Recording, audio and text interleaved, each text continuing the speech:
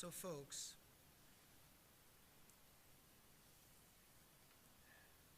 we wanted to do something special tonight, and we shared it out with the congregation. And in recent years, we've been listening to other people's truths a little bit differently. We've been inclining our ear to people's lives, and I think our lives are Torah. There are truths that emerge from our experiences, the times when we are on the peaks of these mountains, and there are other times we're in the valleys of shadows.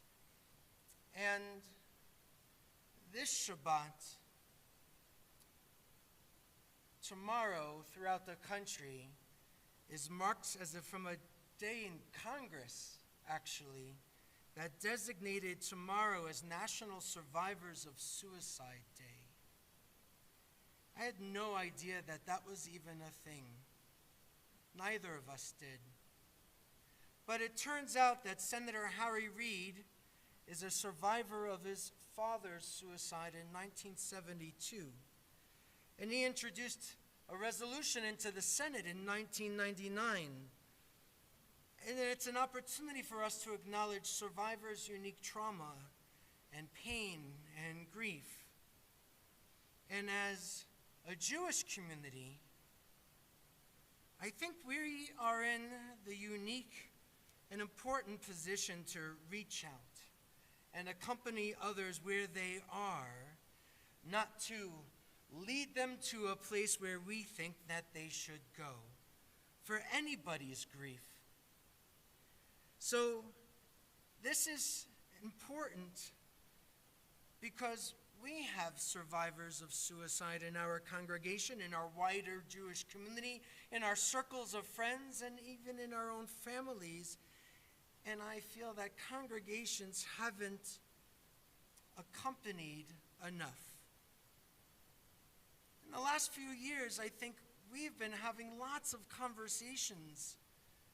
We've connected to a program about inclusion and support and presence for people who are living with mental illness and trying to open our doors wide. And we've been learning about other aspects about who's entering our sanctuary and what's the sanctuary that they need. And in some ways, tonight continues the conversation. But it's important to know that there's a lot of people who are survivors of suicide loss, who often don't feel strong enough or safe enough to enter our community, to seek support or to be embraced or to be accompanied. So to share these truths and stories among folks in our community, I think is so important. And tonight, you're going to hear from Deborah, my wife, Deborah Greene, and she's going to share a little bit of her truth. I think it's her Torah, her teaching for us.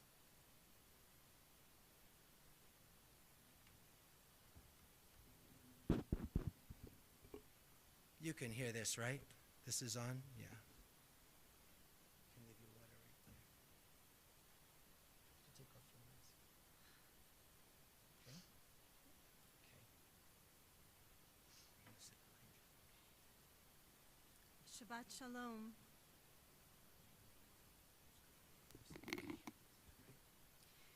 In his book, The Body Keeps Score, Bessel van der Kolk writes, "It is enormously difficult to organize one's traumatic experiences into a coherent account, a narrative with a beginning, a middle, and an end.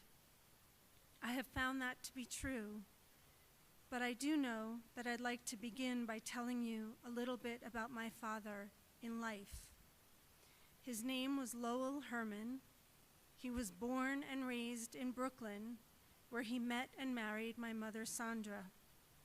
They were married for 50 years. He was a beloved father to my brother Aaron and me, and he was a grandfather of 6. He was successful in his professional life, financially secure, well-traveled, and he had many friends. He loved to dance. He was a master at paint by numbers, and he took his Scrabble game and New York Times crossword puzzles very seriously.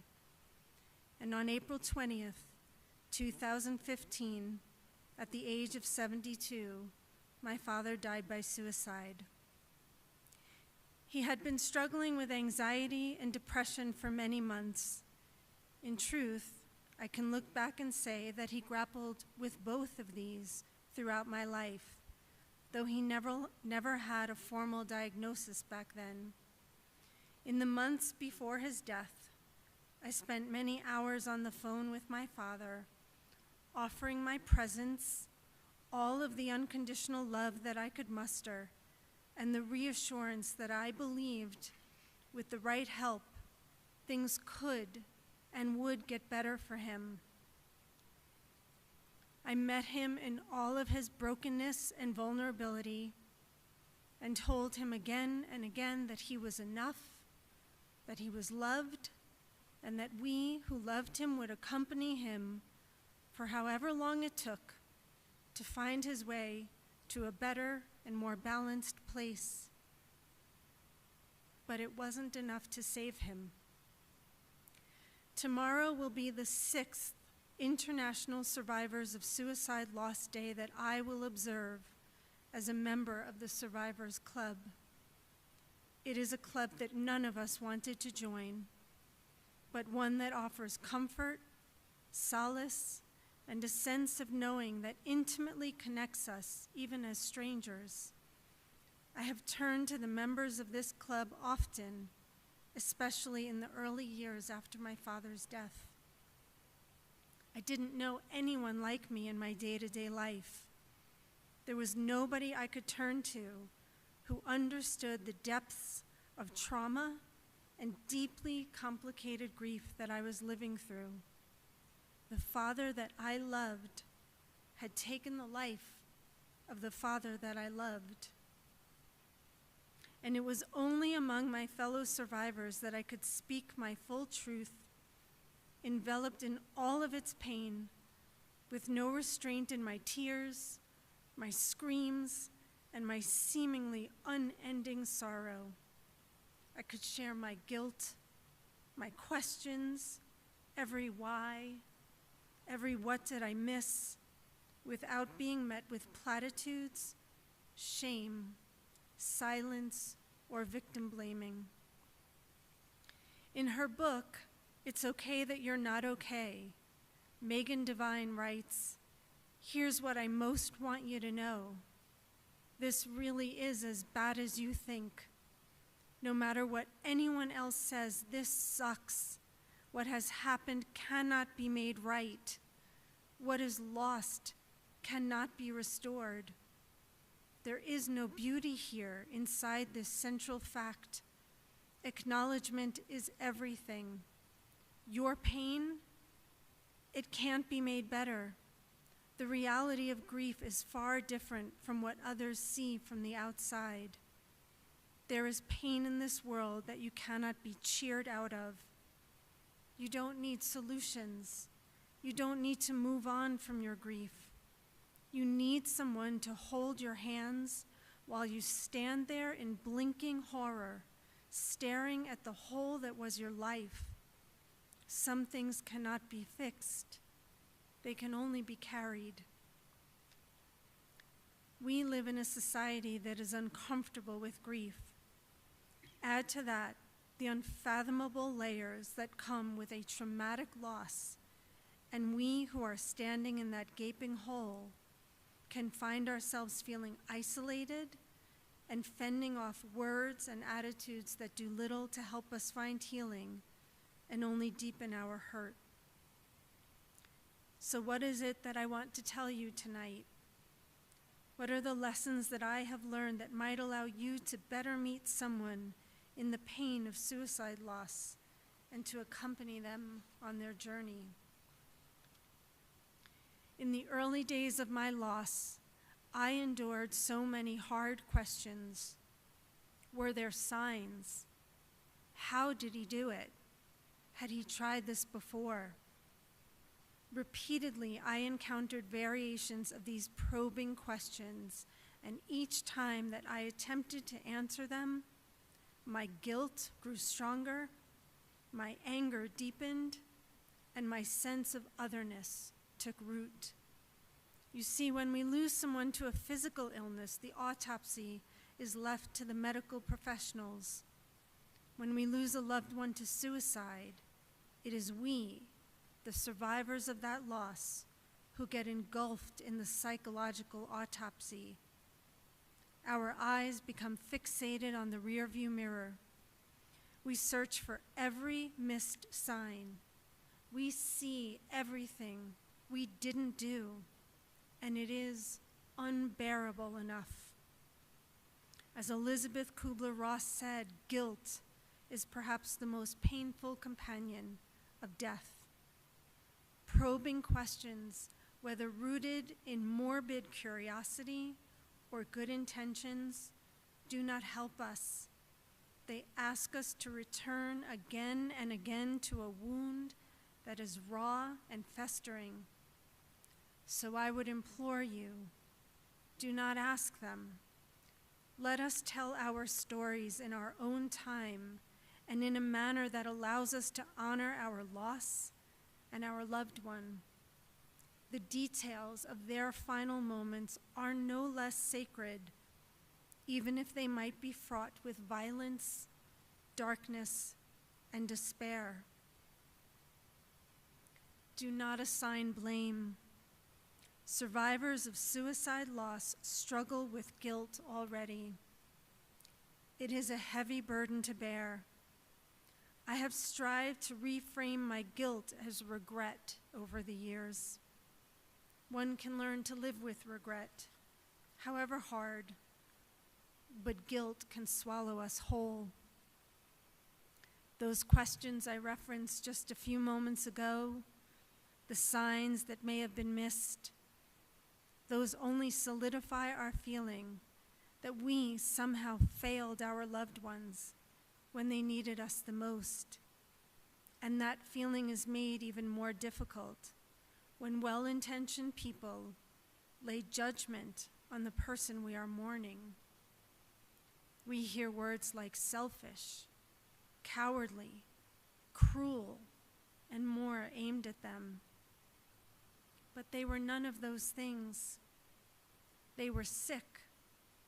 Their illness might not have been a physical one, but it was no less real or painful. So hold your tongue if you feel ready to pass judgment on them. I lost my father to mental illness, and his memory is deserving of respect and compassion. His memory is and always will be an enduring and abiding blessing.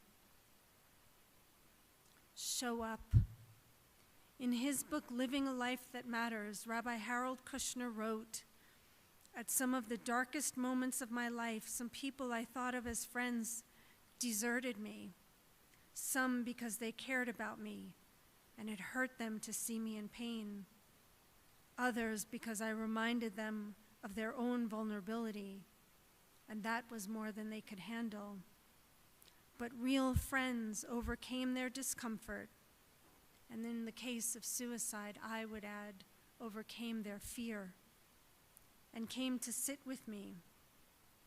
If they had not words to make me feel better, they sat in silence, so much better than saying, 'You'll get over it,' or 'It's not so bad,' or 'Others have it worse,' or 'I know just how you feel.' And I loved them for it. There is something about suicide loss that keeps people away. It has the power to stop a conversation in its tracks, and it makes people deeply uncomfortable. Perhaps it goes back to the adage, 'There but for the grace of God go I.' After all, if it could happen to my family, then it could happen in anyone's family. I cannot speak to the reasons people stay away, nor do I want to. What I can say is that I noticed. I noticed who came to sit with me in my pain and who did not, who was made incredibly uncomfortable by my trauma and my grief and the way that my father died. And I remember those who never gave me a hint of that feeling. I remember those who told me they did not know what to say or do, so they saw giving me space as some kind of noble deed. Show up and keep showing up. And when you show up, know that we, the survivors of suicide loss, would rather have you sit in loving silence with us and acknowledge that you don't know what to say, that there is nothing to say. We would rather you own that than to have platitudes imparted to us that cannot possibly speak to the enormity of our trauma and our grief. I recall the friends who came over and simply ensured that I ate something, or who offered to stay with me while I tried to get some sleep. And when I moved to Boulder, feeling so messy and broken only 2 months after my father's death, I recall with such gratitude the new friends who allowed me to share my grief and my trauma with them, and who gave me space to simply be in it. They did not ask me to contain it, to clean it up, or to make it more palatable. As Megan Devine writes, the more we are allowed to open up to our pain, the more we can just be with it, the more we can give ourselves the tenderness and care we need to simply survive this. There isn't anything we need to do with our pain. There is nothing we need to do about our pain. It simply is. So accompany us as we give it our attention and care, as we find ways to let it stretch out and exist. Sit with us. As we tend to ourselves from the inside of it, be with us. That is so different from trying to get us out of it. Ask us about our loved ones in life. The thing about suicide loss is that so much of who they were to us becomes encapsulated in the ending of their story. It is as if every chapter that existed prior to that dark day just stopped mattering. It took me years to be able to touch upon memories of my father in life without the trauma of his death engulfing those tender moments. But when someone would ask me about who he was to me, or asked that I share a memory of him that made me smile, for a moment, however brief, I was reminded that even if they were buried beneath layers of traumatic grief, those memories and the joyful, warm feelings they evoked remained alive and accessible somewhere inside of me. And that fueled my hope that in time, they would become more attainable. And 6 years later, I can think of my father on the dance floor or dressed up like a human menorah on Hanukkah, and I can smile. Finally, I would ask you to consider that words matter. I have spent the last 6 years dodging so many triggers, plot lines in television shows, movies, or books. Posts about celebrity suicides can still catch me off guard and return me to a deeply vulnerable state. But the most frequent and difficult trigger remains the language that trivializes suicide loss. I am certain that I was guilty of this before losing my father. In moments of frustration, I can say without a doubt that I said things like, "I'd kill myself if," or "that makes me want to put a hole in my head." I won't go on here, as I'm sure you get the idea, and it is difficult for me to even reference these phrases, but they are hurtful, And I can assure you that in a time when we are growing ever more aware of inclusive language, phrases like these and worse get tossed around regularly, from our television screens to movie scripts and in the conversations that surround us. Suicide loss survivors hear these phrases with stunning frequency, and most of the time, we can hear little else of what follows. We all know that there is no truth in that old rhyme that sticks and stones may break our bones, but words will never hurt us. Words or gestures that make light of suicide and self-injurious behavior do hurt. We can never know who within earshot has been touched by suicide loss unless they choose to divulge that to us. So guard the words that come out in moments of frustration. Do not share jokes or punchlines that trivialize the very real pain we, the survivors of suicide loss, must carry.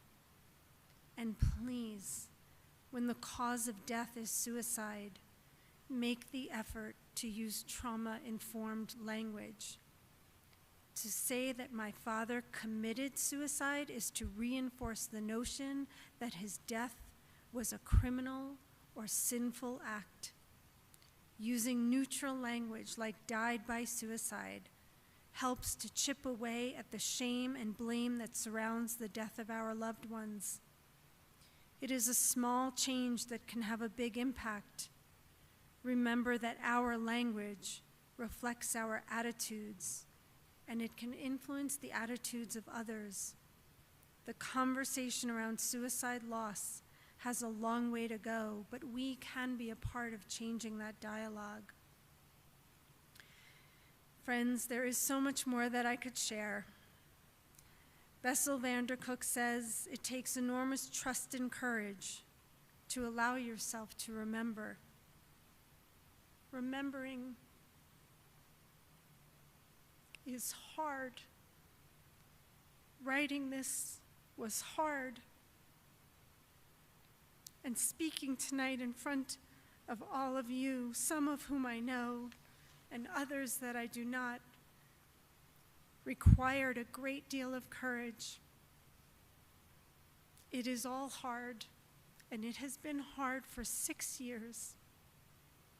I am a trauma survivor, and the trauma I carry is that I lost my father to suicide. I can name the moment my life became divided into the before and after of that loss. I went food shopping on a Monday morning. Standing in the produce aisle of Whole Foods, I answered the phone and heard the words that altered my world forever. And I will never again be the same. I picked up the broken pieces of my life and I continue to work to put them together anew. Some pieces no longer fit, others feel sharper and more defined, and still others have taken on new and different dimensions. I carry scars that cannot be seen, but they are present every day. My brain and my body have spent far too much time over these years engaged in fight, flight, or freeze, imprinted with and altered by the way I lost my father. My faith has been fractured. My relationship with God has found some healing, but my relationship to our liturgy has not. I may be married to the rabbi, but I do not come to services because the prayers are often painful for me. These words that speak of an intervening God do not bring me comfort. And those 6 years have passed. There are moments and milestones that can bring me right back to those early days of suffering. What I want most, what survivors of suicide loss want most, is to be seen in our entirety, fissures, cracks, and all. I will never get over this loss, but I have learned to carry it with me, to incorporate it into my very being. Some days the weight of it is barely noticeable, and still on other days it has the power to bring me to my knees. I am surviving this loss every day, and I will be surviving this loss for a long time to come. But I am finding ways to thrive as well. The pain ebbs and flows, as does my progress through the valley of the shadows. Grief is not linear, and the traumatic grief of suicide loss is made even harder to navigate, stacked with stigma, guilt, isolation, the unbearable and unanswerable question of why, anger at our loved ones, anger at ourselves, and the shame of a nation that remains uncomfortable dealing openly and honestly with issues of mental illness. That is my truth, and it feels so vulnerable to share it with you tonight. But I hope that in doing so, I have imbued my journey and yours with some meaning, so that we may walk it together with a greater sense of knowing and understanding. I'd like to close with an excerpt of a prayer that I wrote and shared on my own blog, Reflecting Out Loud. Our world, our lives, our souls, our hearts, our family is left with fragments, like the tablets that Moses threw upon the ground. The broken pieces are now a part of us. The aftermath of a suicide we must carry within us, and we will never again be the people we were before. Help us to honor the fragments, holding them in the tabernacle of our hearts, just as the Hebrew people carried the shattered tablets with them on their journey toward the promised land. They are a part of our story now, a sacred and sad reminder of what was and what will never be again. Adonai, our God, like a mosaic comprised of broken glass, help us to rebuild ourselves, our souls, bit by bit, shard by shard, broken piece by broken piece. Be with us, accompany and carry us through the valley of grief. Stay with us. Help us to find a new wholeness. Help us to find peace. Help us to tell our story, because it is in the telling that we honor their life, their loss, and all that they were to us.